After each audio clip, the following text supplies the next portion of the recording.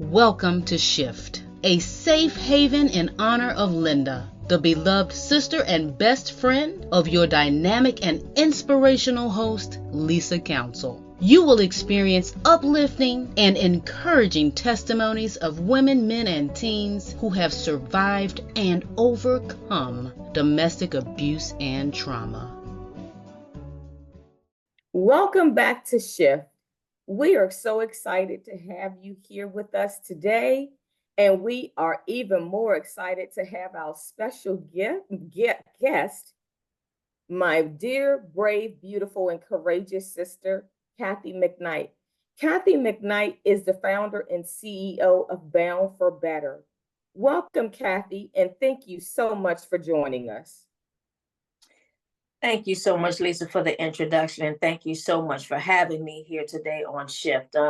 It truly means a lot because I admire your strength and your determination as well. Prior to me hearing your conversation, that is very touching, very touching. So I am honored to be here on S.H.I.F.T today.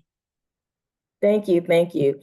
And as we all know, family, before we get started, I always like to share the tags of domestic violence. And those tags are verbal, emotional, sexual, physical, financial, spiritual, cyberbullying, bullying, and there is even elder abuse. We do not want to leave out elder abuse. 1 in 4 women are victims of domestic violence. 1 in 7 men are victims of domestic violence. 80% of victims know their assailants when it comes to sexual assault and rape.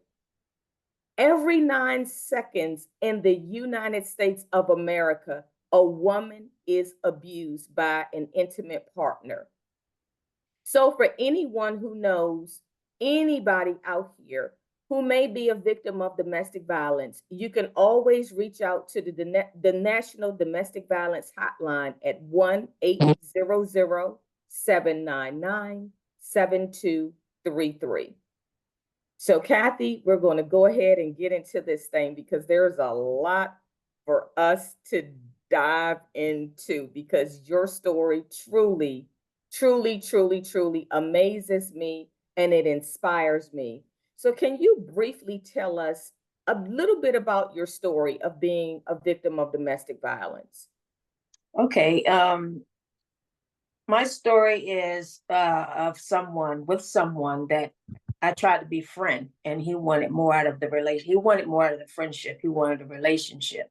So I ignored the red flags. You know how we do. Okay, I'm gonna try to help this person. I'm just trying to help him with this car. So he wanted more, and then he got to the part he started coming over and asking to use my car, and I would say no because just wait till you get your car fixed. I'm trying to help you. So he got to the point, I'm tired of you telling me no. So right there, I didn't even think anything about it. He would tell me that constantly, repeatedly. Then once, the very first time I told him no, he hit me in the back of my head. Once he did that, I'm like, okay, I'm not going to go through this. This is not happening. So I can't help this person any longer.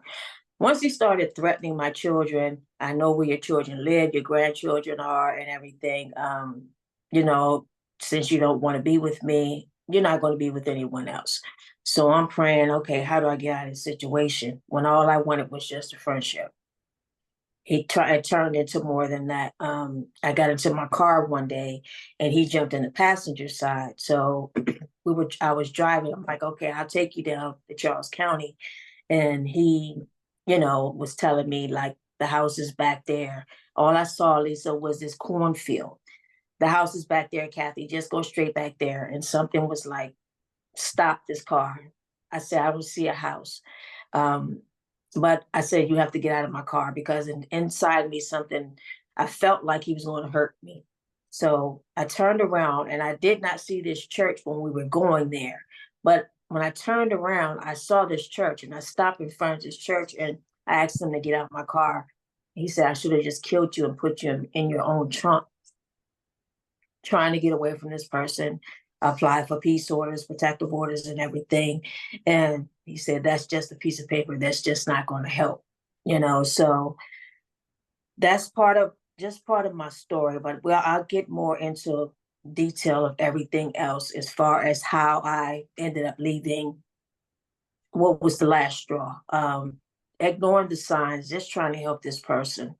Right there with the car issue, I'm like, okay, that stayed on my head mentally, messed me up because of the fact, okay, he could have had killed me and put me in the trunk of my car. Um, my self-esteem went down. I started feeling so alone. I didn't say anything to anybody. So that's the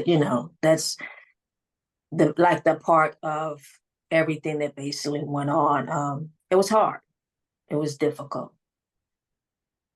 Yeah. You know, it's so interesting because oftentimes we as victims, we do not pay attention to red flags when they're right there in front of us.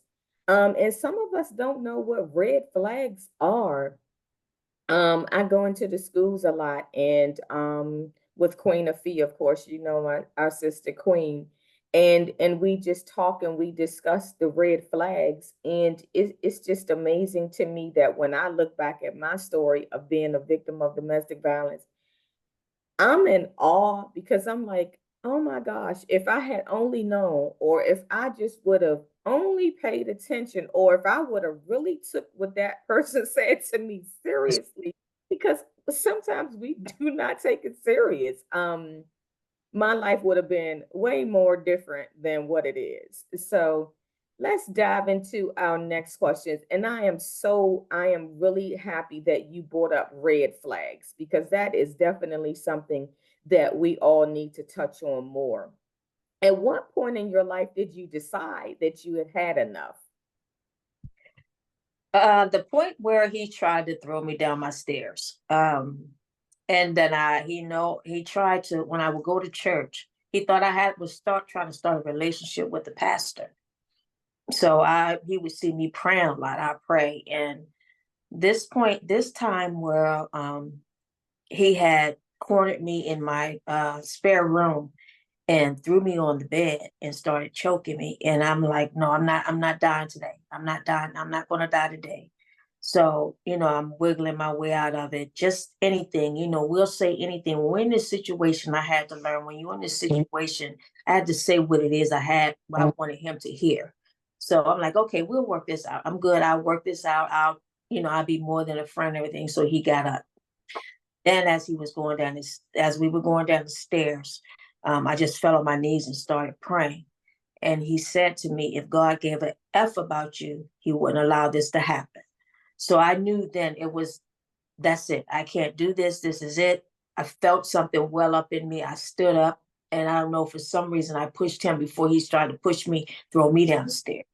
I said, I can't do this anymore. I can't do this anymore. And Lisa, that was in 2013. And I haven't seen him since, but there is still a second-degree assault warrant on him. Wow, I've been in that situation where I have actually been thrown down the steps by someone that I was in a 10-year relationship with. And you know what? Even with being thrown down those steps, that still wasn't enough for me to throw in the towel. I had actually left and went right back because when we're victims and you are in these relationships or friendships, because it sounds like in his head, Kathy, he thought that you all were in a relationship, but you thought differently, or you knew differently. So we know firsthand that we're dealing with someone who definitely wasn't in their right state of mind, or so, with that, we sometimes, I think those of us with good hearts, we're looking for a way to fix people, or we're looking for ways to make people better. And instead of us moving out of God's way and allowing God to do what he needs to That's do, we want to not play God, but we just want the best for people, and we just want to make people well, and we just want to fix them, and we can't do that. And that's exactly what it sounds like in your case, and that's how it was in my case. Even with being thrown down the stairs at one point, or having that black eye. And I just wanted to, I just wanted to fix him, because you always want to see the good in people when the only thing that you can see is the bad. Right. And so I can wholeheartedly relate to you on that, sister. I really can.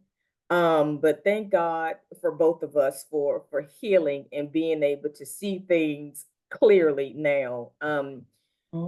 What steps did you take to manage to stay out of that abusive friendship? And how did you shift towards your journey of healing? The steps that I took was I went to apply for a protective order. I had the support. I did get support from my children. They were there for me. I finally reached out to them and told them why I was in that situation, because I wanted to protect them.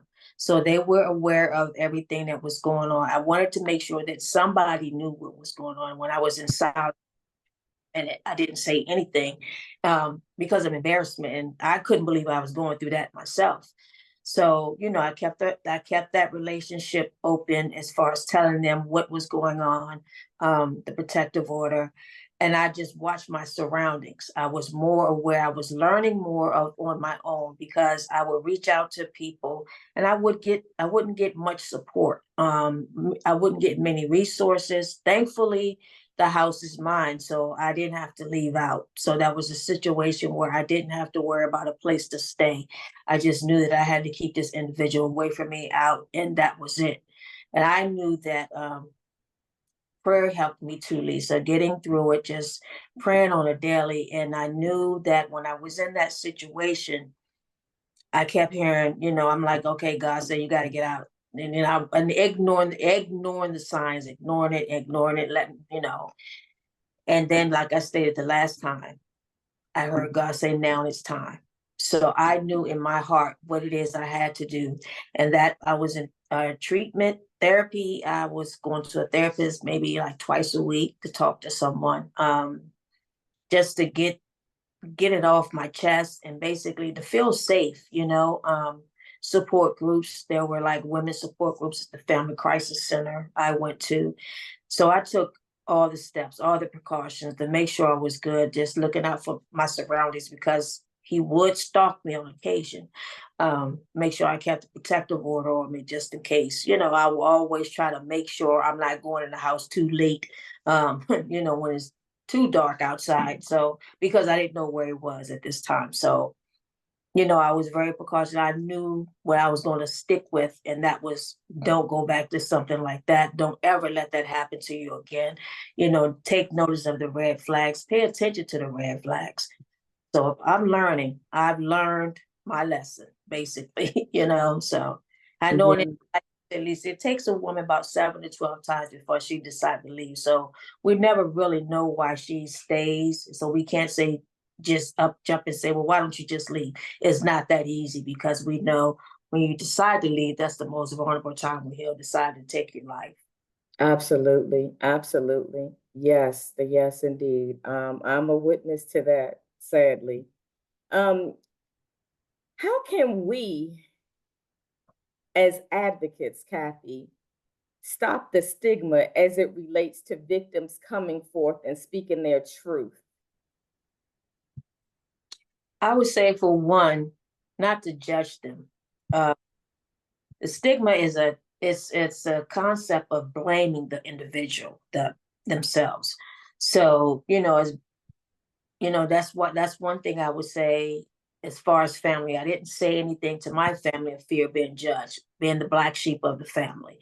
That, I didn't want to hear what you should have did or what I would have done. So, it surrounds a lot of issues as far as being angry and controlling.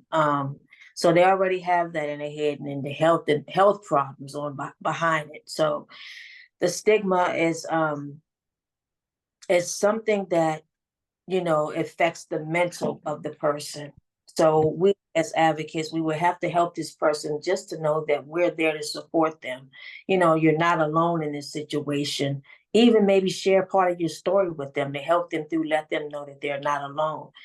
Just that's some ways that we can take that stigma off of them. You're not you're not what people say you are. You crazy, or what they should have did, or what you should have done.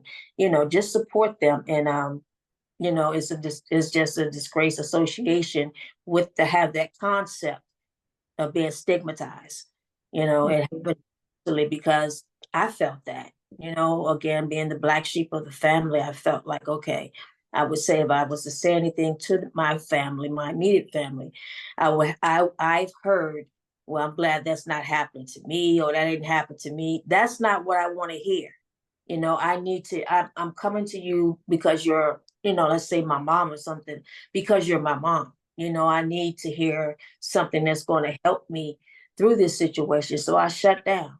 I felt like I was so alone. It was just me. When I knew that my kids were there, they were supportive of me. So that started helping me to come out of that, of not being so alone or being so disassociated with people, because there was like a little group that still supports me. Absolutely. It is so true. Oftentimes when we as victims and even survivors go to someone just for that support or that love or inspiration and encouragement, sometimes people, out of no fault of their own, they just don't know what to say. And it can be hard. It can be it can detour us to go back right back into that same cycle. Right. It could lead us into going back into isolation and into our cocoons.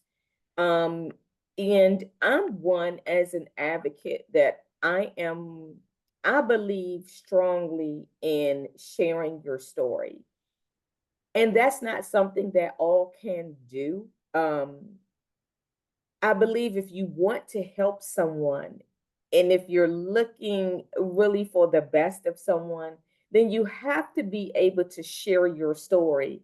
So not necessarily so that they can relate, but to give them the comfort to say, hey, you know what? Okay, he or she has been through this too.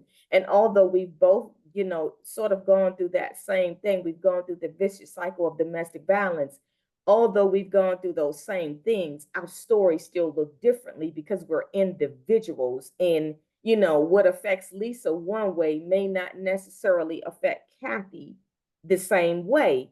And our healing journey looks differently. So when we are working with people to get them to their healing journey, they may give up because your healing doesn't look like my healing. And that goes back to the same thing too, where Lisa's healing journey isn't going to look like Kathy's healing journey because we are two individuals. But I think what we can both promise anyone is that on the other side, it is absolutely beautiful. Is it going to be easy? No.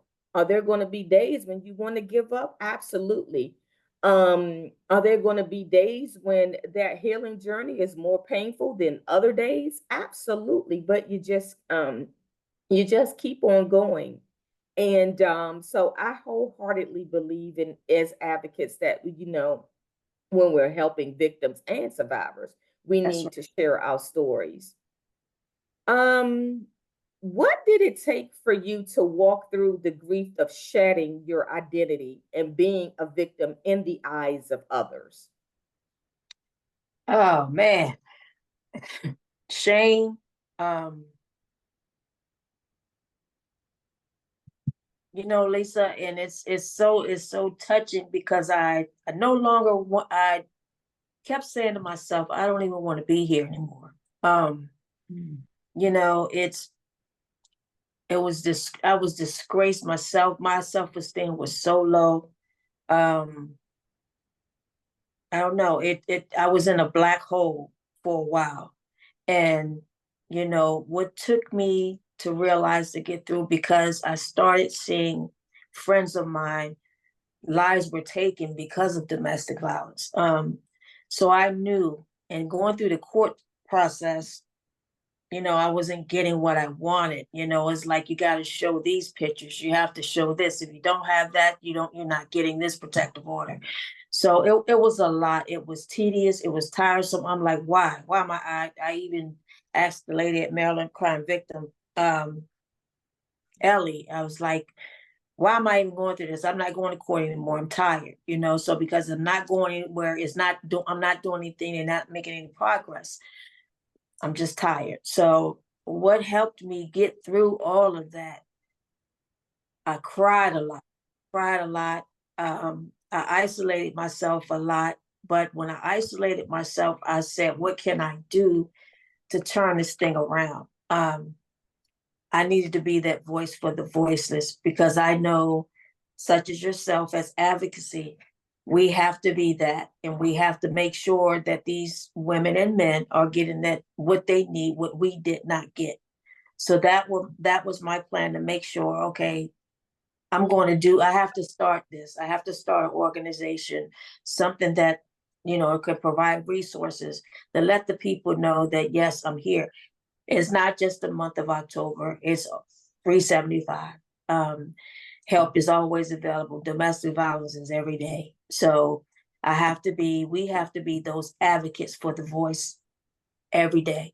So I had to get my strength back up, continue with therapy, which I'm still going to therapy, to make sure that I had my days. I had it this week actually, and just wanted to shut down, give up, just tired. What's my purpose? So it took my daughter to talk to me this morning actually, and she said, "Mommy, just look at this and look at that. Look at the things you've accomplished. Look at where you are. You don't want to give up. People need you guys." So that helped me. When you have someone or some people in your corner to talk to you, somebody just to listen, that's what the survivors want, the victims want. They want that. They want somebody just to listen, just to believe their story. We're not just going around saying I'm being thrown down the stairs or being hit upside the head or anything. We're not just doing that. So I knew that then I had to do something. So yeah, it was hard. It's hard. And as you know, this work that we do daily is hard. It's like, okay, so I'm learning to do my self-care more, to take care of myself more, to have my downtime, just reflect and focus on, where I've come. And this month is October, a domestic violence month. So, a few triggers may happen, but I don't settle in that. I've got better, grown through it. And there's no longer a control over my life. So I'm not giving that person that space rent, that rental in my head. And I'm not even around them. So I'm moving forward, and I'm here to help the people and anybody else that I can, as far as such as yourself, Lisa, anything I can offer you. We in this together. It's and it's helping me to grow, even though I find my days. That's when I have to step back and take care of myself more so I can be able to serve the people. Absolutely. Very important. Self-care is very, very important. I must attest. Early on, when I first started this journey of advocacy, it was nonstop for me, and nonstop. I ate, slept, and breathed domestic violence. I ate, slept, and breathed sharing my story. And I tell you, Kathy, the pain became insurmountable. I'm like, why in the world am I in this amount of pain? But what I didn't realize during that time, going through the personal grief and the journey and the healing, and I'm like, God, why am I feeling this way? What I wasn't taught is that the more I shared my story, the more would come out, the more pain would be released, the more God would take me back to places and spaces where I had originally been. Mm-hmm. And that part was not explained to me. So I was out and about, I was in the community, I was sharing my story, I was giving my all. but no one really prepared me for the pain that I was going to go through. It was like, I should not feel this way. I would do a speaking engagement and it would take me 2 to 3 weeks, if not more than that, to get myself back together. Um, because I, like you, I lost someone very dear to me, my sister, and there are just triggers all around me. And oftentimes when we're sharing our stories and we're out advocating, we think we got it all together and we're going to do this. And God may say, yep, no, you're not doing that. You're doing this right.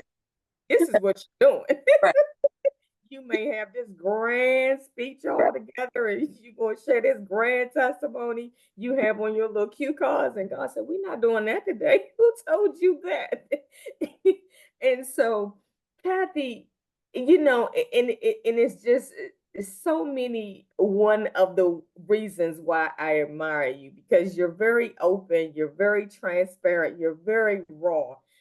And that's the type of individual that I am. I'm very transparent. I'm very open. I'm very raw. Hey, this is what you're going to get That's right. because it's the truth. It's the truth, right? I can't give you anything else. I can't give you a Cinderella story. This is not a Cinderella story. If you're looking for that, go get a Disney video. I can give you that.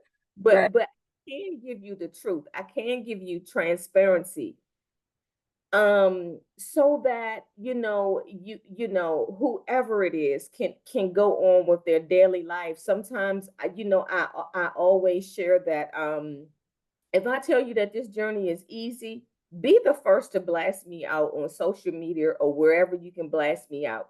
I'm not going to lie to you and tell you that healing is easy. I'm not going to lie to you and tell you that, oh, you can come out of this and everything is going to be grand. Because, like you mentioned, it takes a victim between 7 to 12 times to actually get out. And then when we get out of that cycle, guess what? We may go into another one because we might say, oh, he or she doesn't hit me, or he or she doesn't bash me. But then you have verbal, you have emotional, you have financial. So we're thinking in our minds, or we're telling ourselves unconsciously that, okay, this is better than the other one. So it's a vicious cycle. So, Kathy, if you could just say a few words to inspire just one person today, what would you leave them with? I would just know your worth. Know that you matter, you're valuable, that you're loved.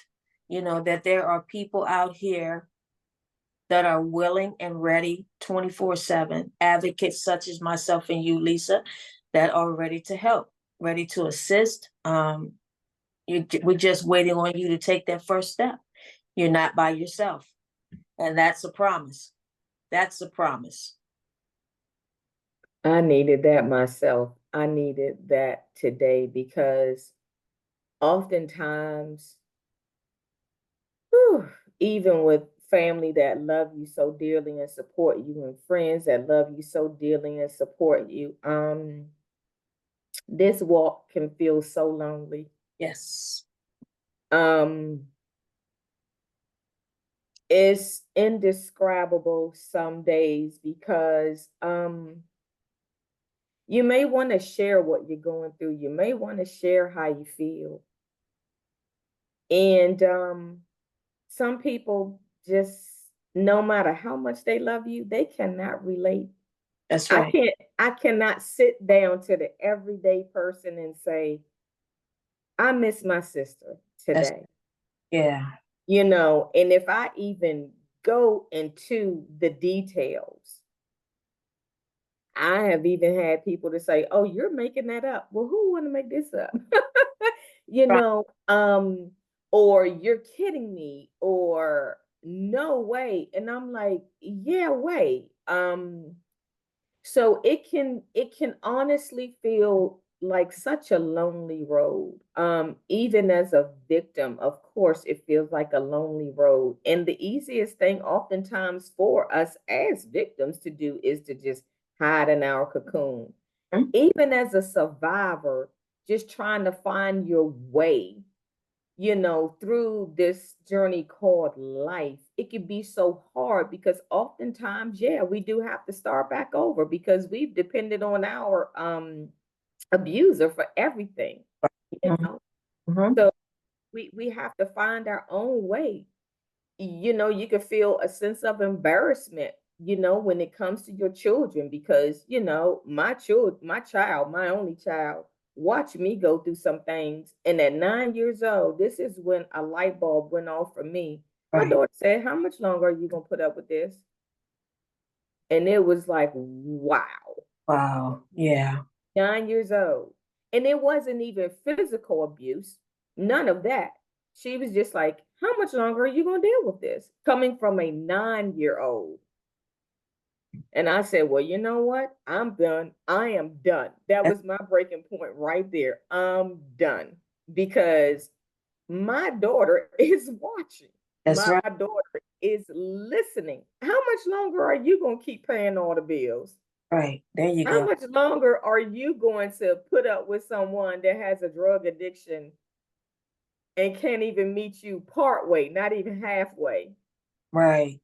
Longer when we go out to a restaurant, do you have to pull out your credit card or your checkbook?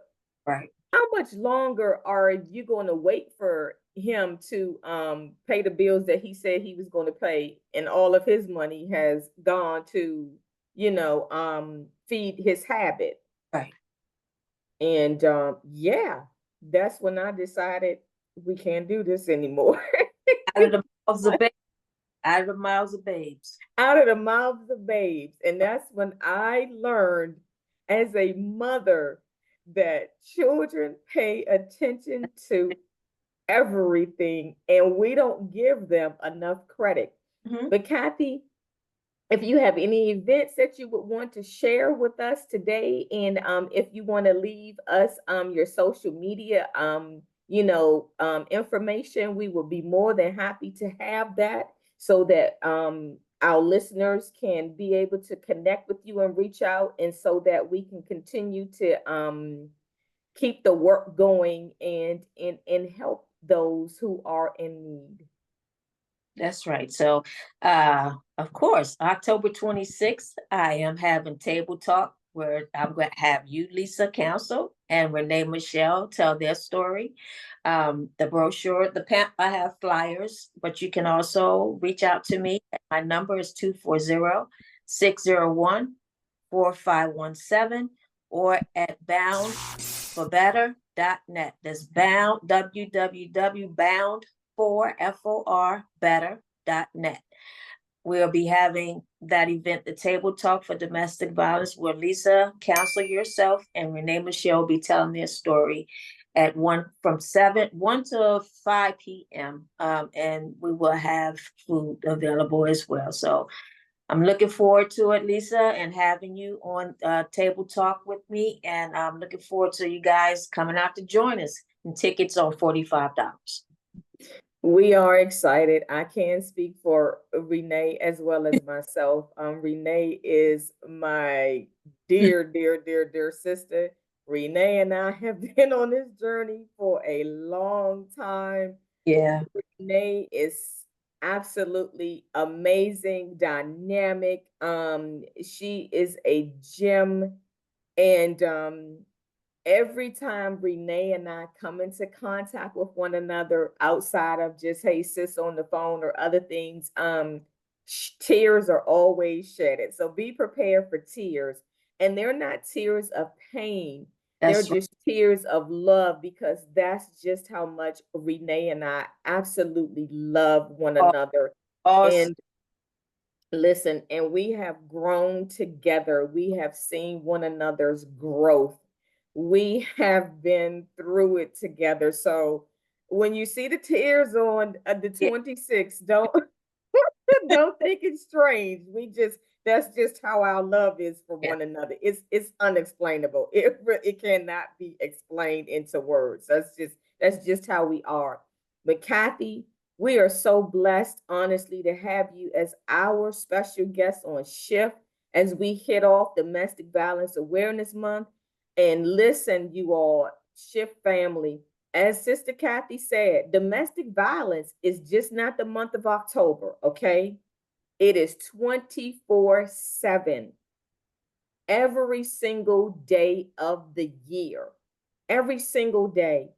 It does not exclude men. It does not exclude boys. No one is exempt.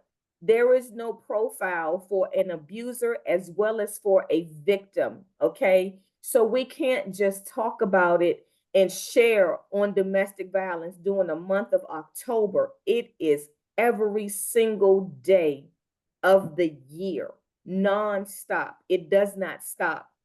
And the only way that we can eradicate domestic violence is to bring awareness, but to also share our stories and to bring education.